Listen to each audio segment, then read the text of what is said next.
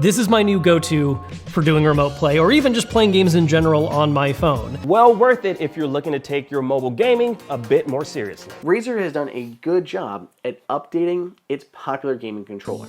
I know, and I agree that the Backbone 1 and Razer Kishi V2 are great mobile gaming controllers. But the thing is that they cost $100 or more depending on where you live. So what if I told you that you can get a very similar experience without needing to spend that much? Because you actually can. With the M1B controller from LeadJoy, which is essentially a budget-friendly Backbone 1 controller, or aka... So, if you game a lot on your iPhone, hit that subscribe button and watch on to let me tell and show you guys how you can save some money if you are currently looking for a simple to use telescopic style controller. Flipping open the black cardboard box, which somewhat resembles the unboxing of the Backbone 1 controller, you're immediately greeted with a quick start guide that is printed in black ink like everything else on the box. There's also a small rubber cushion used for providing a more secure fit for models before the iPhone 14, but it uses a double-sided tape so you can only remove and reattach it a limited number of times. Underneath that, you'll find a USB-C to Lightning cable and the M1B controller itself. The Lightning cable is a nice inclusion as you won't need to mess with your usual cable, so that's a plus. Taking the M1B controller out of the box, it feels just about the same weight as the Backbone 1 controller in the Razer Kishi V2. Technically, on paper, the M1B is the heaviest of the bunch at 140 grams, with Kishi V2 being the lightest. But the tiny difference is insignificant. The controller is made of matte black ABS plastic and feels sturdy enough to resist those with stronger grips. But because of the bone-shaped design, I will recommend against twisting it. It very closely resembles the Backbone 1, and it maintains a more ergonomic grip with the protruding back, making it easier to hold onto for extended periods compared to the Nintendo Switch. But just like the Backbone and Kishi V2, I find that my large hands still tend to get tired after about 2 to 3 hours of gaming with the M1B controller. Now, for the buttons on the M1B controller, they feel very similar to the ones on the Backbone 1 controller. The ABXY buttons use micro switch buttons similar to the ones on the Switch Joy-Cons, but with a louder clicking sound and slightly more tactile feedback.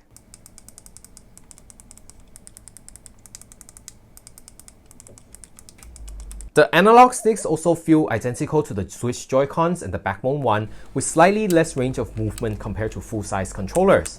There's also a tiny dead zone for the analog sticks, but for this kind of analog sticks, it shouldn't matter that much.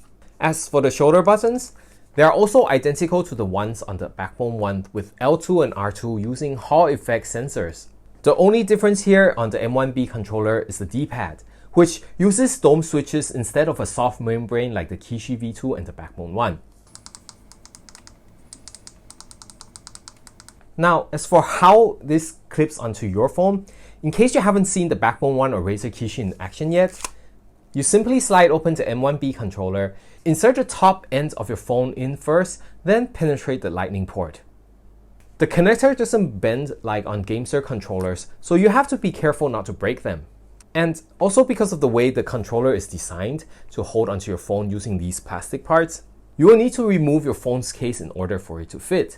And that's not all. As another thing that I've noticed is that if you use a screen protective film that is slightly thick, it will also cause your phone to not fit properly into this gap, resulting in poor connection.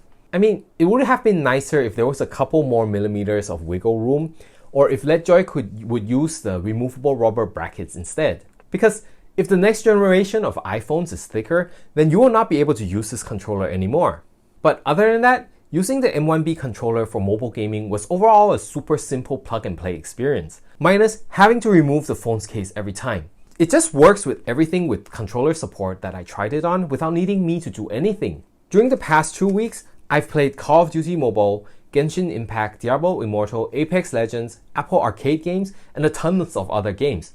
And seriously, the controller just works natively with those apps like when I was testing a Backbone 1. It also works with emulators if, like me, you like playing retro games on your phone. And talking about emulators, the M1B does have a free iOS 3DS emulator on their website at the time of filming that fully supports this controller. The controller also works with cloud gaming and streaming, such as Xbox Game Pass, Steam Link, and PS Remote Play. And Unlike the Razer Kishi V2, the M1B controller is supported by the official PS Remote Play app on iOS, so that's definitely a plus if you plan to use this for remote play. So with the LeadJoy M1B controller being able to do almost anything and everything else that the Backbone 1 and Razer Kishi V2 can, should you even bother with those more expensive options? Well, I would say that it depends on 3 things. The first being that if you want a software that gathers everything in one place with all your games and recommendations. The Backbone 1 comes with a very nice software that is indeed convenient, but requires a subscription. The M1B also has a software, but at the time of filming, it's still under development, so nothing shows up yet. But for me personally, I think that this feature is convenient, but not that important because 1, there's Google for you to check which games work, and 2, what matters for me most is that the controller should be able to work with anything without needing me to tinker it, and this controller does just that. And the second thing is that if you don't mind the start and select buttons being in non-conventional places, on the M1B controller, the start and select buttons are placed on reverse sides, which you could change if the app you're using allows for controller button config, but if not, it will take some getting used to. But other than that, the only other notable thing that is missing on the M1B controller is the 3.5mm headphone jack, which I think is okay as there are many good low latency wireless earbuds in the market now. But no matter which controller you end up choosing, all 3 models will still require you to remove the phone case, which is probably one of the biggest things that will discourage mobile gamers from choosing this style of controller. Alright, hope you guys find today's video helpful and thank you as always for watching. If you enjoyed today's video, hit that like button as it will help this channel a lot more than you know it, and I'll see you again in the next video. Ciao!